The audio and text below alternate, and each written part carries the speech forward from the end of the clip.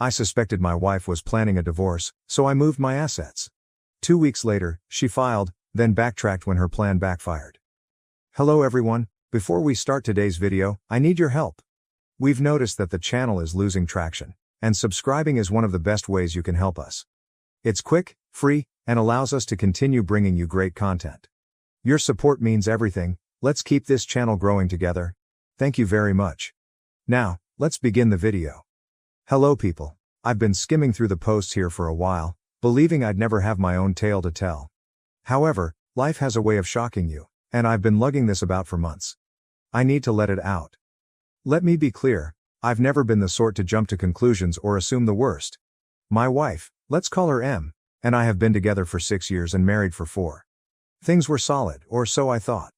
We experienced the typical ups and downs, but nothing that made me think, oh, there's a problem here. In reality, throughout the majority of our relationship, we were that couple, completely committed colleagues. We laughed at stupid inside jokes, argued for hours about which movie to watch, and had a cadence that just worked. She'd organize elaborate date nights, and I'd treat her to her favorite takeout after a long day. It felt effortless. As if we had figured out the whole love thing. That is why what occurred next struck me like a ton of bricks. The shift around 6 months ago, things began to alter. At first, it was minor details. Things you'd likely miss if you weren't paying attention. She began carrying her phone everywhere, even when she was only going to the kitchen or folding clothes. Before this, her phone would sit on the coffee table for hours, and she didn't mind who picked it up. One day I made this joke. "What, are you running some secret spy ring now?" She chuckled and added, "No, work's been emailing me a lot." Okay, fine. But, a few days later, she created a password. That one caught me off surprise because she had never used it before. When I casually inquired why, she responded something vague about security and hackers. I didn't press it since I didn't want to appear paranoid, but it simply felt off. And it did not end there.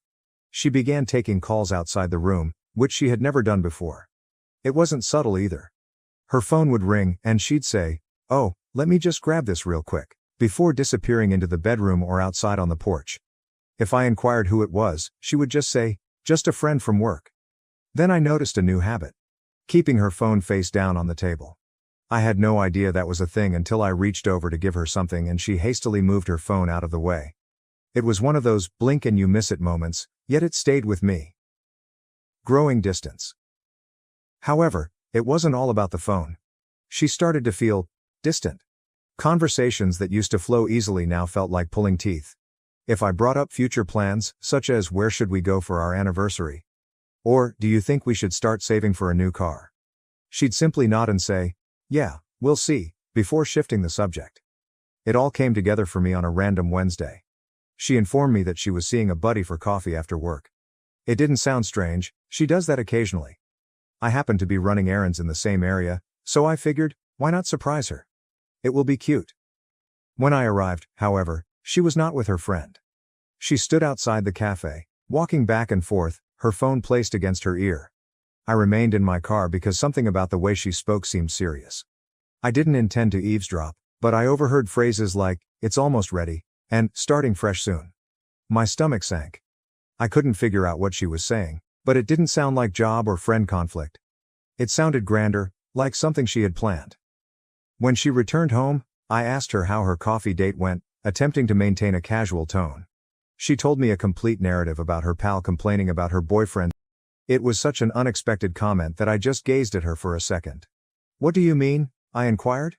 She shrugged. "I just think we should have everything in one place. You know, like all our account info, passwords, documents, that kind of thing, just in case of emergency." I wasn't sure what to say. This was something we'd never discussed before, and the timing seemed strange given everything else I'd noticed. "What kind of emergencies?" I inquired, attempting to keep my tone casual. She shrugged again. "It's just smart, isn't it? What if something happens to one of us? Or what if we need to make a big financial decision quickly?" Her argument made sense on the surface, but something about the way she expressed it made me nervous. It was too rehearsed and polished, as if she had been waiting for the appropriate time to bring it up. I nodded and murmured something like, "Yeah, I guess that's a good idea," but within, alarms were ringing. Why now? Why are we suddenly concerned about arranging our finances when we've always kept them separate and loose? That night, my mind kept reliving her words, attempting to figure out what it meant. Was this just typical adult behavior, and was I reading too much into it? But then I remembered the phone calls, the talk I overheard in the cafe, and how distant she'd been recently. It all began to mount up, and I did not like the image it was painting. Until then, I had done nothing about it. A few days later, she mentioned it again. We were in the kitchen. I was making a sandwich, and she was looking through her phone, when she remarked, "Have you thought more about organizing the bank stuff? Like, do you know where all the account details are?" I lowered the knife and turned to face her. "Okay, what's going on?" I inquired, attempting to keep my tone light but firm. "You've been bringing up the finances a lot lately. Is there something we need to talk about?" She finally looked up from her phone, astonished that I had pressed her on it. "No, nothing's wrong," she responded hastily, making me giggle. "I just think it's important, that's all, for emergencies." "Emergencies? Like what?" She shrugged, her expression unreadable. "I don't know. Just life stuff. It's not a big deal. I promise, I just think it's something we should get on top of." Her response seemed ambiguous. Too vague. I nodded and let it go, but the way she avoided providing a direct answer made me even more suspicious. It didn't seem like a casual suggestion anymore. It felt like she was concealing something, but I had no idea what it was. So, the next day, while she was at work, I decided to look into our finances. I opened our joint account online and discovered something unexpected. Over the last month, a few tiny moves had taken place. Nothing large, but small quantities that did not appear to have a clear purpose. They were not designated for bills, groceries, or anything similar. I didn't want to jump to conclusions, but it appeared that she had been withdrawing money from the account for some reason, which I couldn't figure out. I considered addressing her, but something told me to wait. If I was wrong, I'd look ridiculous. And if I was correct, I had to be careful. It was eating at me, so I contacted someone I trusted, an old college friend who also happens to be a lawyer. I told him what I'd discovered while trying not to sound like a conspiracy theorist. "Look," he remarked after I'd explained everything. "I'm not saying something is absolutely going on, but you're not insane for wanting to be ready. If you're concerned about protecting your assets, now is the moment to do so. Better safe than sorry." He walked me through what I could do, simple procedures to ensure my finances were protected if something happened. I'll admit that taking such drastic action felt out of the ordinary. It felt like I was preparing for something dreadful even though I wasn't sure what was wrong. But the more I considered it, the more it made sense. If she was really up to something, and I was beginning to suspect she was, I needed to defend myself. It was not an easy decision to make, however. This wasn't just about money or assets. It was about the life we had created together. I kept repeating images in my head, our wedding day, the late-night conversations about our dreams, and the weird little jokes we shared. How did we arrive here? Is this what our marriage had come to? The prospect of taking these measures felt like conceding defeat, as if I was officially abandoning the trust we previously shared. That evening, while she was out, I sat at my desk and took out my laptop. My hands shook as I opened the computer and began browsing through everything: bank accounts, investment accounts, and the property deed. Each paper I studied felt like a betrayal, but a persistent voice in my head reminded me that this was about survival, not sabotage. I didn't mean to hurt her. I couldn't get rid of the idea that if I didn't act now, I'd regret it later. I compiled a list of everything I could transfer and how to do it without raising suspicion. As I typed, I felt a crushing weight settle against my chest. I had entirely trusted her for years, and now here I was, playing defense against the person I thought would always have my back. Then I called my mother and explained why I needed her help, but not in detail. "I need you to hold on to some things for me for a while. It's nothing bad, just something I need to do to protect myself, just in case." She was silent for a minute, likely trying to figure out what I wasn't saying. "Are you okay?" Her voice was filled with anxiety. "Yeah," I lied. "It's just a precaution. Nothing to worry about." She didn't press me, but I could hear the pause in her voice when she responded. "Of course, sweetheart. Whatever you need." I hung up the phone with an odd mix of relief and shame. I despised engaging her in this mess, but knowing she had my back provided some steadiness in an otherwise chaotic environment. By the time Em arrived home, I had already begun the process. I moved the majority of my assets, our cash, investments, and even the house, to my mother's name. I kept enough in our joint account to keep up appearances, but the rest was locked down. She didn't notice anything. She walked in, kissed my cheek, and asked if I wanted to watch a movie. I appeared okay, but inside I was a wreck. Part of me felt awful, as if I had betrayed her trust. But another part of me felt relieved, as if I was finally gaining control of a situation that had spiraled out of my control. Over the next 3 days, I tried to maintain a normal routine. I didn't want to let her know that anything had changed. She appeared satisfied, even unusually cheery at times. However, rather than putting me at ease, it increased my suspicion.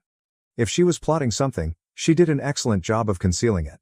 What stood out, however, was that she never brought up the finances again, not even after I questioned her the last time. It was as if the subject had evaporated from her memory. At first, I believed I had overreacted, and she dismissed the subject since it wasn't relevant. But the more I thought about it, the more I realized she was avoiding it. Almost as if she was afraid to bring it up again after I pressed her. I noticed her staring at me a few times, as if she was assessing my mood or contemplating whether to say something. Every time I noticed, she'd quickly return her attention to whatever she was doing, her phone, the TV, a book. It was slight, but it was present. It felt like she was waiting for me to bring it up, as if she didn't want to push the issue again. The silence only made me feel more anxious. It wasn't like her to drop anything she considered essential, and the way she avoided it suddenly appeared deliberate. If she was testing the waters, she was not going in. If she was waiting for something, I was not about to give her the go-ahead. Whatever her next move was, I knew I had to be one step ahead. Something was coming, but I didn't know when or how. All I could do was prepare. That night, I made certain that everything was solid. I glanced over the paperwork again, double-checking every aspect of my mother's asset transfers. The house, the savings, the investments, everything was now legally in her name, sealed in an uncontested trust. I even called her to confirm that she had all of the necessary papers. 2 weeks had passed, and everything appeared normal, frankly. She was acting more loving, even starting to talk about unrelated topics like jobs or what we should eat for the evening. It threw me off because she'd been aloof for months, avoiding anything more than superficial conversations. Part of me began to question whether I had been overreacting all along. Maybe the strange conduct was merely stress or something I didn't comprehend. But then, one random Friday night, she sat me down on the couch, turned off the television, and said, "We need to talk." My stomach fell quickly. I knew what she was going to say before she did.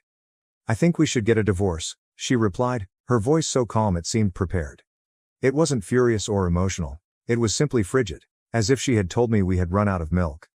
I stared at her, unsure how to respond as she explained her argument. She mentioned needing space, wanting to figure herself out, and feeling like she'd lost her identity in the marriage, standard breakup phrases that didn't really explain anything. But then she said something that struck a different tone. "You know, I've made a lot of sacrifices for you over the years, and I don't think you really appreciate them. I deserve more." That last part stung. It wasn't just that she wanted out, it was that she framed it as if I owed her something, that everything was my fault, and she was simply claiming what was properly hers. As I sat there, trying to understand what she was saying, a new question arose. Why now? Then she said something that made everything start to make sense. "A friend of mine has been helping me see things more clearly," she continued, not looking at me. "A friend." I remained still, letting her speak, but my mind was racing. Who was this friend? Why were they so involved in my marriage? The way she stated it was not casual. It seemed like someone had been hyping her up, convincing her that leaving me wasn't simply a choice, but a strategy she needed to implement. And the more she talked about how she deserved more because of her sacrifices, the more I became skeptical. Sacrifices? What kind of sacrifice? She was happy with me, or so she said. I worked hard to offer her the life she desired, and it wasn't just about money. When she asked to move closer to her job, I agreed, even though it meant a lengthier commute for me. When she wanted to attend that pricey yoga retreat last year, I made sure we budgeted for it, even foregoing a vacation I was looking forward to so she could go. I backed her when she changed careers twice, telling her it was fine to take the risk because I wanted her happy. I believed being a decent husband meant putting her first whenever possible. And it wasn't as if I was an unresponsive, distant partner. I showed up. I remembered birthdays and random things she had mentioned loving. When she mentioned feeling caught in a rut, I suggested date nights. I listened to her complain about her job, friends, and family. I didn't always get it right, but I did try. That's why her "I deserve more" line hurt so much. I didn't even consider buying it. She was not upset due to anything I did or did not do. She was upset because something had changed in her. Perhaps it was the acquaintance she kept bringing up, or something else. But the lady sitting in front of me was not the woman I married, and I was not going to let her rewrite our marriage tale to fit her new narrative. I didn't press her at the moment. Instead, I nodded and said something innocuous, such as, "If that's how you feel, I guess we should figure out the next steps." She seemed startled that I wasn't arguing or begging her to stay, but I didn't mind. My attention had already changed. I needed to know who or what was causing her sudden, planned shift in conduct. She didn't just wake up one day and decide she wanted out. This was something greater, and I wasn't going to let it surprise me any more than it had already.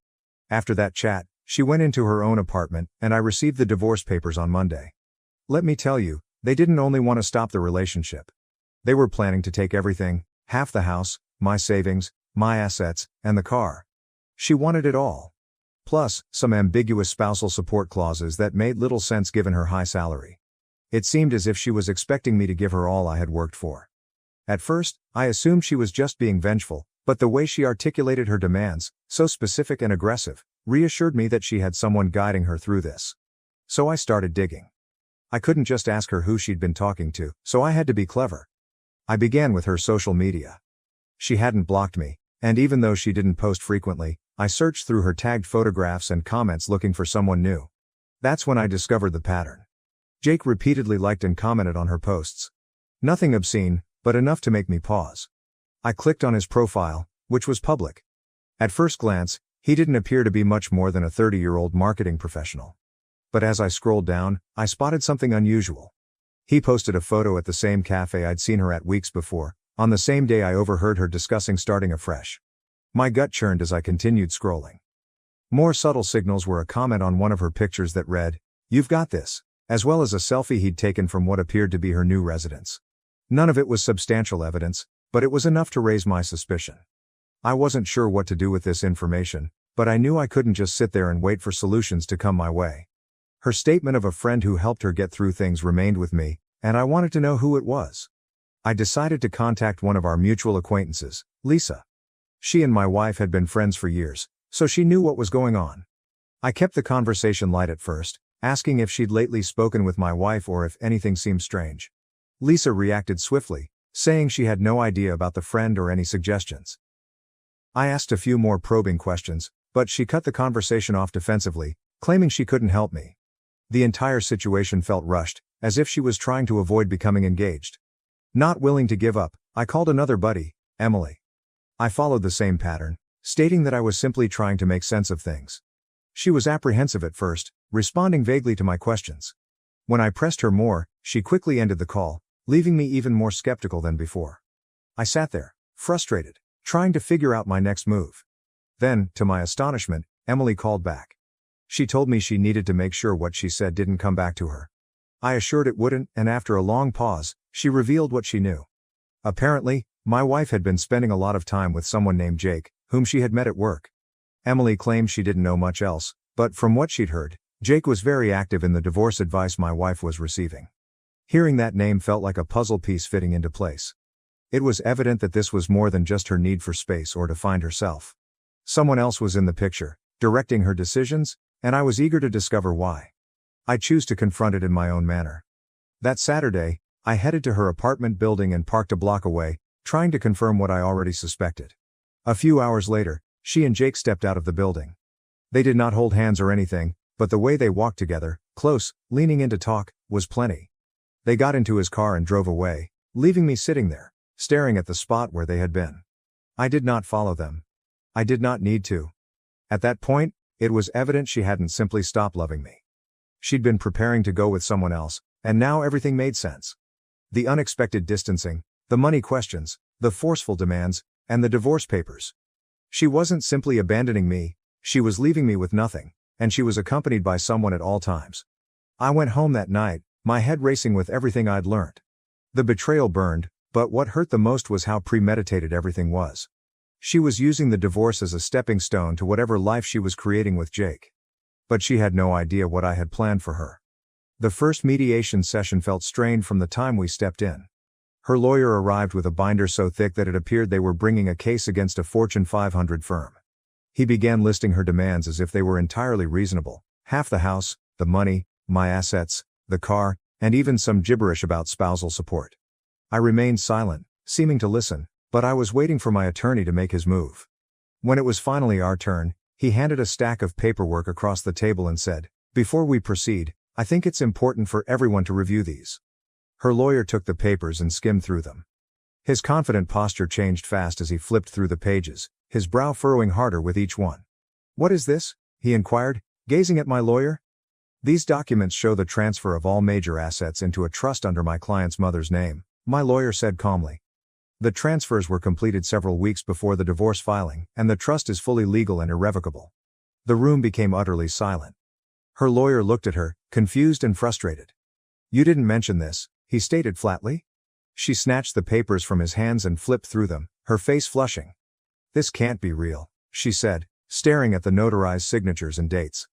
Then she turned to me, her countenance changing from incredulity to rage.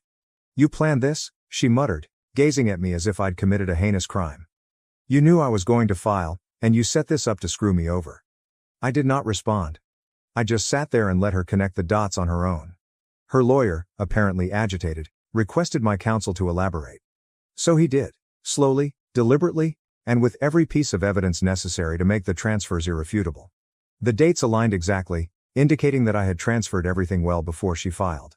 The signatures were duly notarized, and the confidence was solid. There was nothing they could do to challenge it.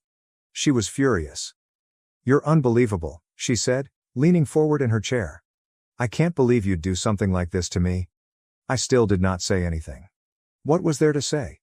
This was not about me doing anything to her. This was to defend myself because she had made it apparent she was not going quietly. The conference finished with her lawyer saying something about needing to rethink their strategy, but everyone in the room knew they had no further moves to make.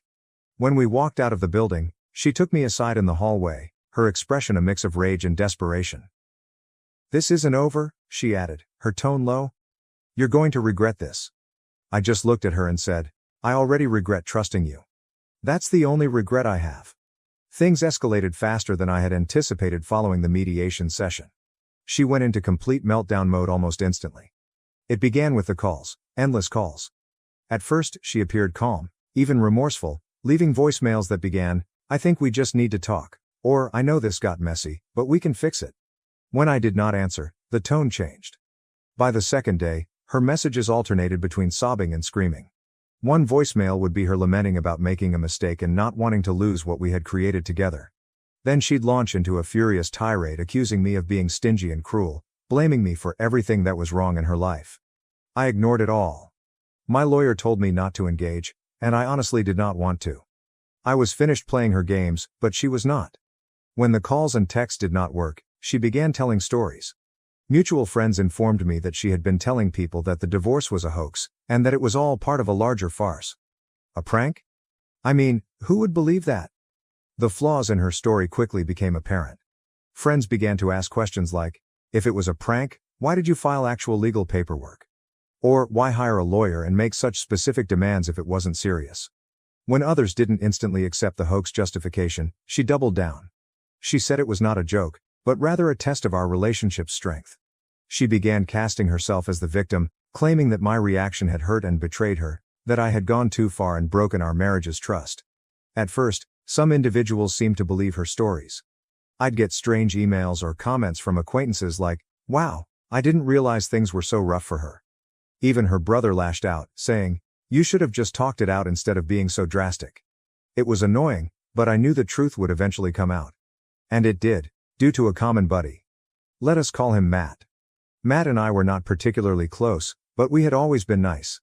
A few weeks after the mediation, he messaged me unexpectedly, stating he had something I needed to see. When we met, he brought out his phone and showed me a series of text messages between her and Jake. I was confused at first. "How did you even get these?" I inquired, scanning through the messages. Matt revealed that he and Jake shared a mutual buddy, who had heard their talks.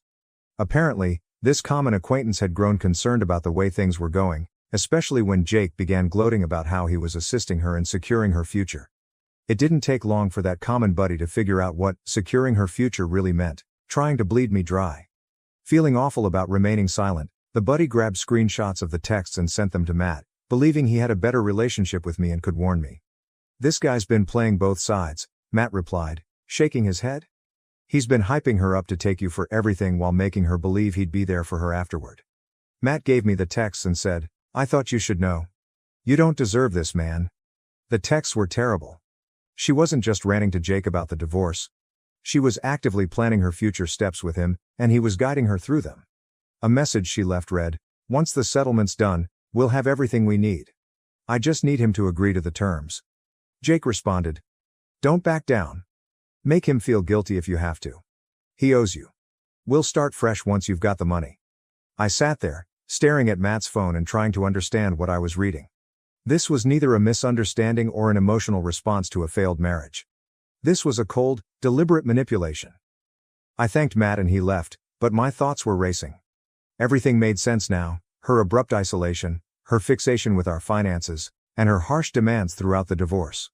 It was all part of a plan, one she had been developing with Jake behind the scenes. The text soon circulated among our mutual friends. Matt shared them with a few friends, and they quickly spread. Her story suddenly ceased to be credible. People who had previously been indifferent or even supportive of her began to distance themselves, and the change was nearly immediate. People who had previously defended her or remained neutral suddenly recognized her for who she truly was. Even her closest allies started to distance themselves. By the time the divorce was finalized, she had only her personal things. Her lawyer quietly dismissed her complaint after recognizing there was no legal basis to stand on.